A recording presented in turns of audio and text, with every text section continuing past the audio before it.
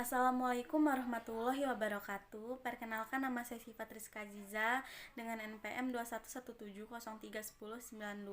Saya dari Prodi S1 Matematika, jurusan Matematika, Fakultas Matematika dan Ilmu Pengetahuan Alam. Saya alumni dari SMA Negeri 1 Kota Bumi. Hobi saya yaitu membaca novel. Alasan saya masuk matematika karena yang pertama, saya suka menghitung, dan yang kedua, prospek kerjanya luas.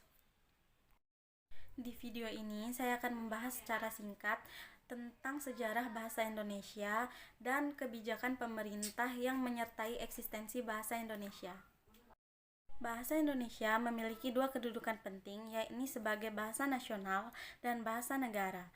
Bahasa Indonesia lahir jauh sebelum Indonesia tersebut lahir, yakni pada tanggal 28 Oktober 1928. Pada saat itu, para pemuda dari berbagai pelosok Nusantara datang dan membuat ikrar yang dikenal sebagai Sumpah Pemuda. Isinya yaitu: 1. Kami putra dan putri Indonesia mengaku bertumpah darah yang satu, tanah Indonesia. 2. Kami putra dan putri Indonesia mengaku berbangsa yang satu, bangsa Indonesia. 3. Kami putra dan putri Indonesia menjunjung bahasa persatuan, bahasa Indonesia. Hal penting lain atas terjadinya Sumpah Pemuda yaitu sebagai titik balik kesadaran berbangsa dan bernegara. Pada proklamasi 17 Agustus 1945 juga telah mengukuhkan bahwa kedudukan dan fungsi bahasa Indonesia secara konstitusional sebagai bahasa negara. Kini, bahasa Indonesia telah dipakai oleh berbagai lapisan masyarakat di Indonesia, baik itu tingkat pusat maupun di daerah.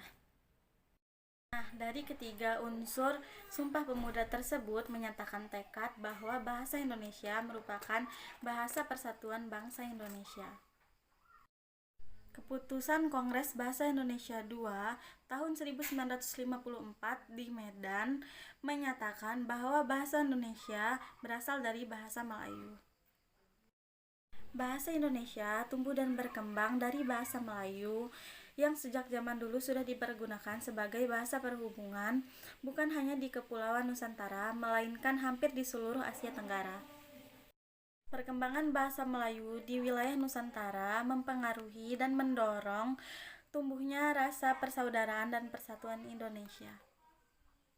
Nah, kemudian ada beberapa kebijakan politik yang tercatat dikenal sebagai upaya menjaga eksistensi bahasa Indonesia, diantaranya yaitu: 1. Sumpah Pemuda. 2. Kongres Bahasa 1. 3. Proklamasi Kemerdekaan Republik Indonesia. 4. Undang-Undang Nomor 24 Tahun 2009. 5. Peraturan Presiden Nomor 63 Tahun 2019. Dalam kedudukannya sebagai bahasa nasional, bahasa Indonesia memiliki 4 fungsi, yaitu: 1. Lambang kebanggaan nasional. 2. Lambang identitas nasional. 3. Perhubungan antar warga, antar daerah, antar budaya. 4.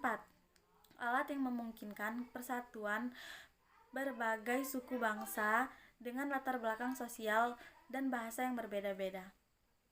Nah, bahasa Indonesia juga memiliki 4 fungsi bahasa negara yang saling mengisi dengan bahasa nasional yang tadi, yaitu: 1. Sebagai bahasa resmi kenegaraan. 2. Sebagai bahasa pengantar dunia pendidikan.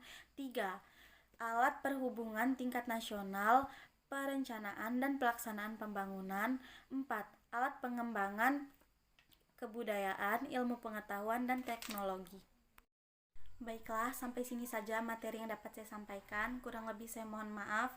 Semoga materi yang saya sampaikan ini dapat bermanfaat bagi saya dan teman-teman semua. Terima kasih. Saya akhiri. Wassalamualaikum warahmatullahi wabarakatuh.